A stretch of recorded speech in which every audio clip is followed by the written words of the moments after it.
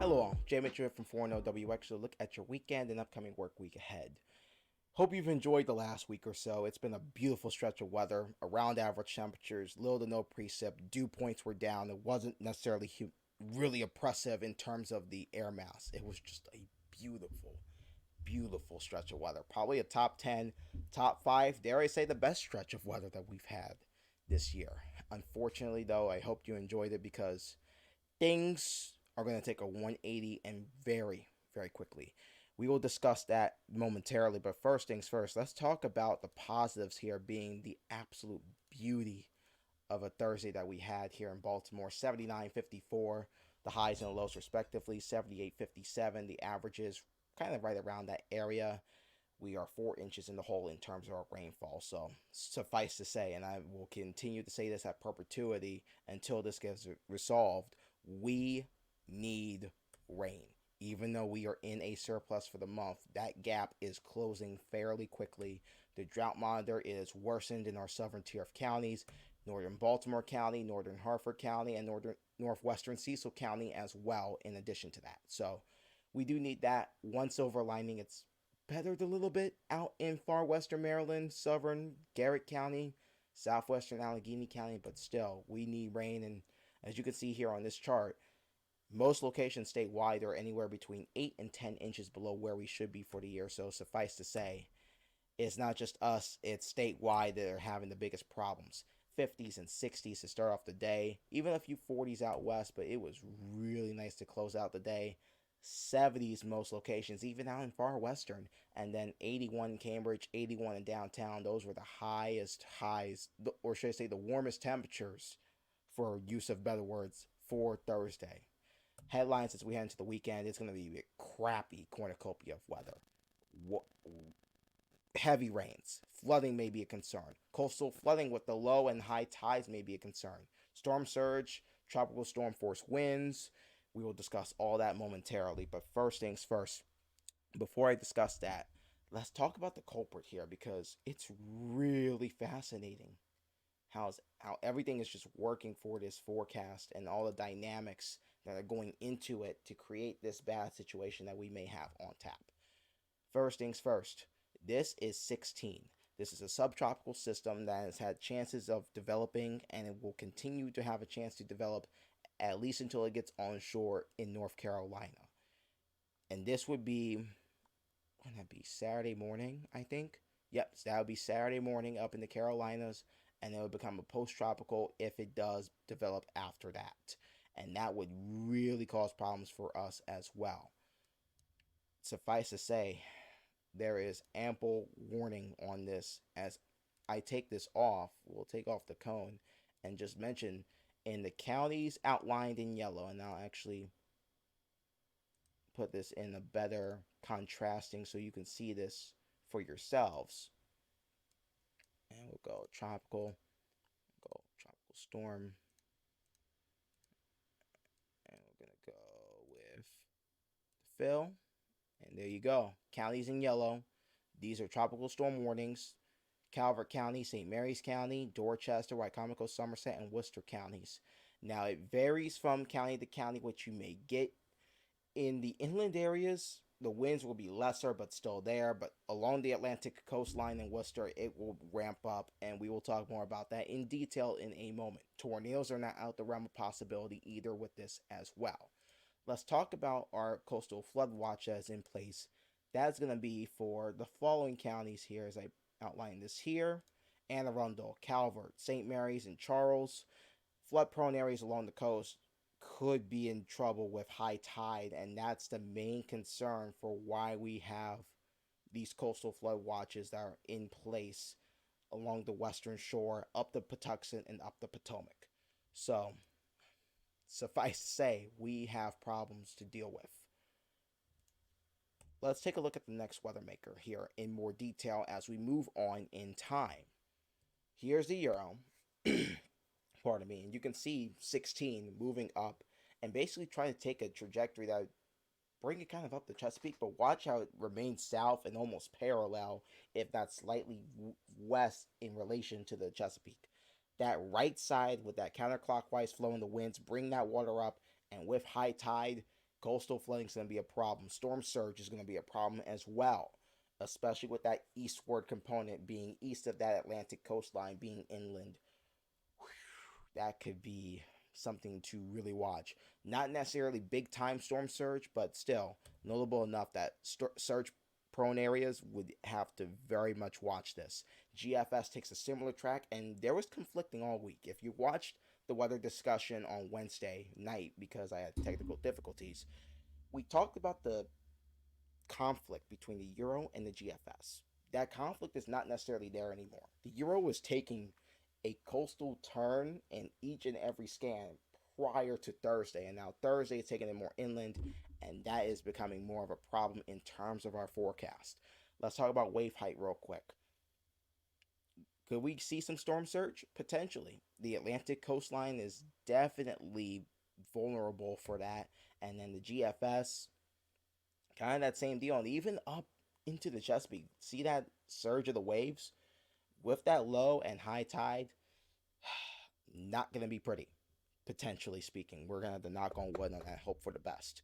Rainfall from the Euro, 2 to 3 inches in the metro, maybe more, maybe less, and then further back out west, lesser amounts, and then Delmarva region, southern Maryland, pretty good rainfalls, and the GFS is more aggressive with this as well. You can see here areas of potentially maybe three, maybe four, five, half a foot of rain.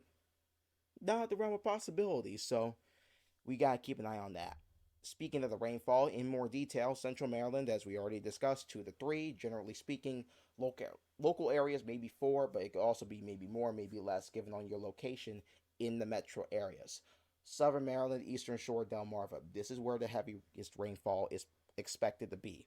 3 inches to about half a foot. Generally speaking, local totals could be on the higher end, if not surpassing that. Maybe 6.5 inches, 7 inches, if we're being really extreme with some of the heavier bands, but let's hope for the best with that. And man, that could be really, really problematic.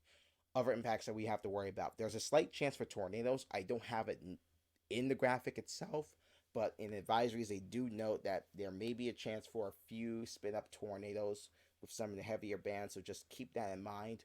But also, coastal flooding, western shore, we discussed that. It could be a big problem during high tides. Check your high tide times because, whew, that could be something that really impacts us in Anne Arundel, Calvert, St. Mary's County, even Charles County. So just keep an eye on that.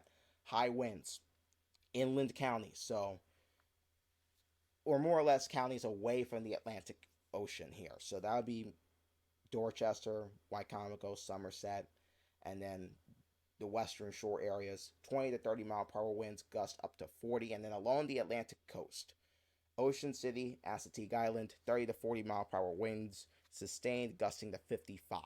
Storm surge, this is mainly for areas along the coastal areas. Again, Ocean City, Assateague Island, 1 to 3 feet above ground level in surge prone areas. So keep an eye on that. I don't think Kirk Cousins would like this forecast, as you would see here. You like that? You like that? I don't think he would.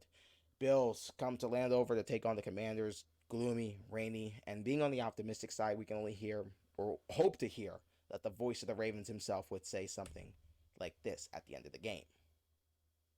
The haze in the barn!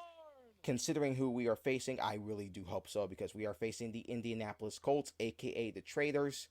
It will be very gloomy and rainy. Bring the poncho, bring the jacket, and good luck, because it is just going to be messy. Maybe not as much as Saturday, but Sunday could be not so pleasant in its own right.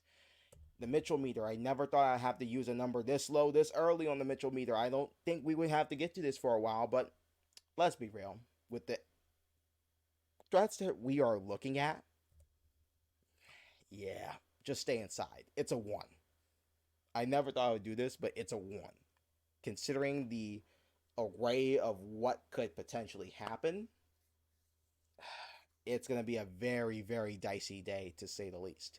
Now, being on the more optimistic side, the next 7 look around a 6 or a 7. After we get through this stretch, yes, we will have potentially some early showers Monday morning as it pulls away, and then some clouds hanging around into Tuesday especially, and also Wednesday. But once we get past that, just a really nice pattern of weather again, at least for the time being, until maybe another weather system late next week and into the weekend. We'll have to see what happens with that.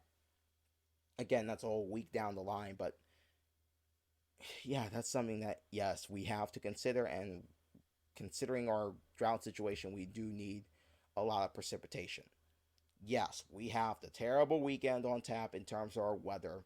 Suffice to say, there are weather alert days because of that. But once we get past that, I mean, yes, we may have the chance at rain early Monday, clouds on Tuesday, breaking up a little bit on Wednesday, but Thursday, Friday should be solid in that regard once we get past that. So we'll be rewarded. It just may take a little bit of time. DC suburbs, Southern Maryland, same deal for you, except a little bit warmer. And then far western portions of the state, or really, let's say, out the I-70 corridor, and especially west of 270, and out towards Hagerstown, Frederick, and then Cumberland, Oakland. I'm decreasing your chances a tad bit because you are west and you will probably have lesser rain totals, but still, you will deal with some form of rain if the track that is predicted to happen comes to fruition. It will be a little bit chillier on as we get past this system later in the work week. But once we get past that, pretty solid stretch that we're looking at for Thursday and Friday. Just keep looking at Thursday and Friday. Keep looking at Thursday and Friday. Try to think optimistic on that end. Monday morning, I'm keeping your chances a little bit lower, especially west of the Chesapeake as it pulls away. A little bit higher east of the Chesapeake as that system pulls away. We may have some showers on the eastern shore and Delmarva. We'll see what happens with that. But generally speaking, just we got to get through the weekend, and then maybe not as good as the last week has been, but still, considering what's ahead of us for the weekend, we will absolutely take it. Wednesday weather discussions. This is where we talked about the conflict in terms of the model systems and what they were predicting, and how now, with everything realized, how it's converging on Thursday when I'm recording this and I'm talking to you when you're seeing this on a Friday.